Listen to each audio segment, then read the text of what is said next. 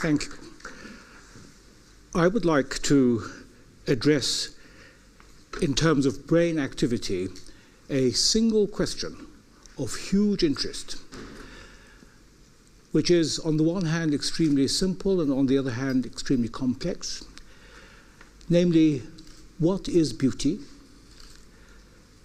And is there a single characteristic or a single set of characteristics that defines it?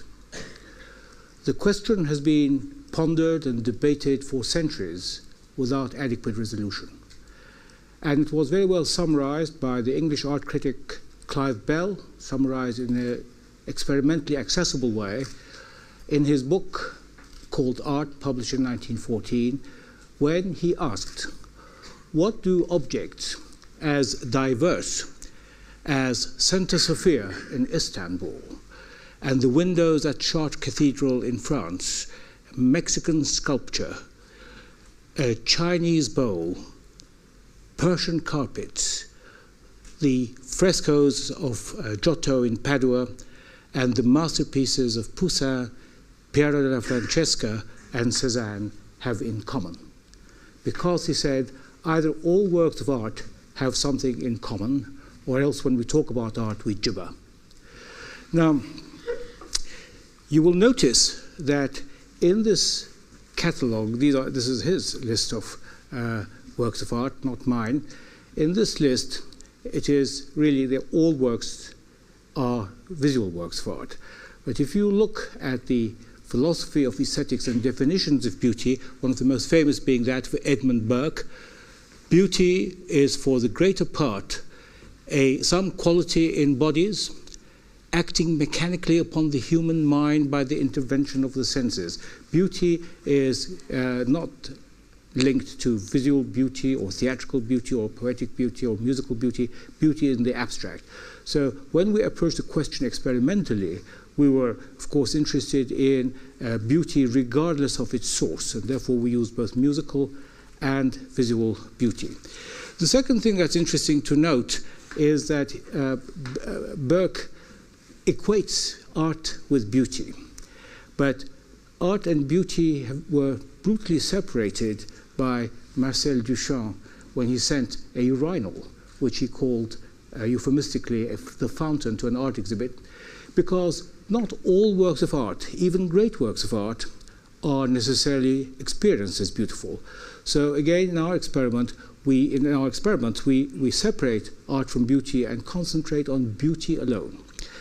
Now, because there is no universal standard of beauty and no single set of characteristics that defines beauty that's been agreed upon, we chose to concentrate on the beauty as experienced by each individual subject. We had subjects representing different cultures and different ethnic backgrounds and different educational backgrounds, but each subject had to rate what they heard or what they saw on a scale of 1 to 10 as beautiful or not beautiful.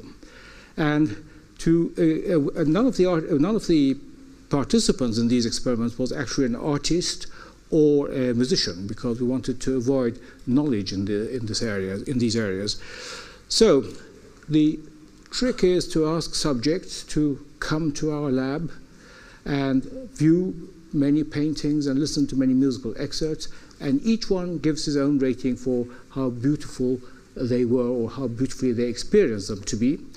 And then we put them in the scanner where they view these things again, and we monitor the activity in their brains. Now, let me just explain very briefly that what happens when in an area which is especially active, an area of the brain which is especially active, is that its cells respond far more vigorously, and their metabolic requirement increases, and so more blood is channeled to that part of the brain, and this change in blood flow can be captured by the scanners. So let me show you an example of a painting which most people, but not all, rated as very beautiful, the Odalisque by Ingres. And here is another painting which most people, but not all, rated as ugly, although it is a painting by Lucien Freud of considerable artistic merit in that it projects truths. It was nevertheless not experienced as beautiful by most subjects. And the same is true of musical excerpts. Now, these musical excerpts lasting 16 seconds, just as long as the visual presentations lasted, most people, most subjects rated the adagietto from, they were actually they were asked to listen to excerpts of music derived from jazz and classical music and from Eastern and Western cultures. Most people rated the adagietto from Mahler's Fifth Symphony as beautiful.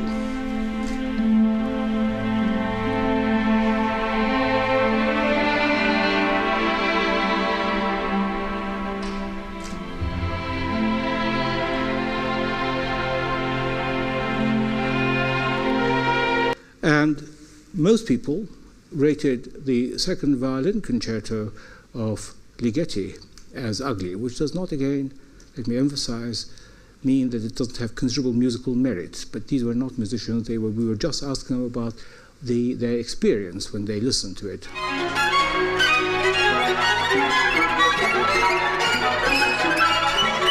So these are the stimuli. And when you look at the brain, of course, the visual input goes to one part of the brain, and the auditory musical input goes to another part of the brain. So here is the visual input, and that's the auditory input. But when you look to see which parts of the brain are especially active when subjects experience beauty, you find that in addition to the visual areas and other areas which I'll not talk about, there is this area here in the medial orbitofrontal cortex, a part of the emotional brain, part of the reward centers of the brain. And when you look at which parts of the brain were active when they experienced musical beauty, you find, again, in addition to the auditory areas, plus other areas, there is this area here in the medial orbitofrontal cortex, which is especially active. And when you add the two, you find there is one area, and one area alone, which always correlates with the experience of beauty. And hence, we can now answer the question, is there a characteristic or a single set of characteristics that defines beauty? The answer is yes, but the answer comes from a very surprising source. It comes from the brain, not from the works of art. So, to that extent, the answer to the question, what is beauty, is rather simple. Now, if you go back and ask yourself, well, philosophy of aesthetics has been debating for centuries whether judgments of beauty can ever be quantified. And so if you look at visual beauty, here is the area which is active in the medial orbitofrontal cortex, and if you look at the strengths of activity there in relation to the declared intensity of the experience of beauty, you find that the higher the experience of beauty, the higher the activity as measured by the change in blood flow. And if you look at musical beauty, you get much the same picture with musical excerpts that are experienced as very beautiful. The activity is much more intense in that area than with musical excerpts which are deemed to be indifferent or ugly. And the same is true for ugliness, by the way. Stimuli which are rated as ugly activate a different system, different parts of the brain, the amygdala here and the motor cortex there, as if you're mobilizing the motor system to protect yourself against ugliness. And again, if you look at the intensity of activity in these areas in relation to the declared experience of ugliness or beauty, you'd find that the uglier the stimulus, the more intense the activity in the amygdala or in the motor cortex. So that, and I think it's a very important point to get across, that for the first time in human history, subjective mental states which belong in our private world, can actually not only be localized, but can be quantified. Now, in the world literature of love, beauty is linked with desire and with love. So is there any link in the brain to mirror the link that you find in that world literature? And the answer is yes. Without going into this experiment in great detail, let me just tell you that when people look at events or persons or objects that they desire and rate them in exactly the same way in which they rated the musical and the visual excerpts, you'll find that there is one area, a common area of activity located here in the medial orbital frontal cortex, which happens to be the area which is active when you experience beauty, and also happens to be the area which is active when you look at the face of a person you love very much.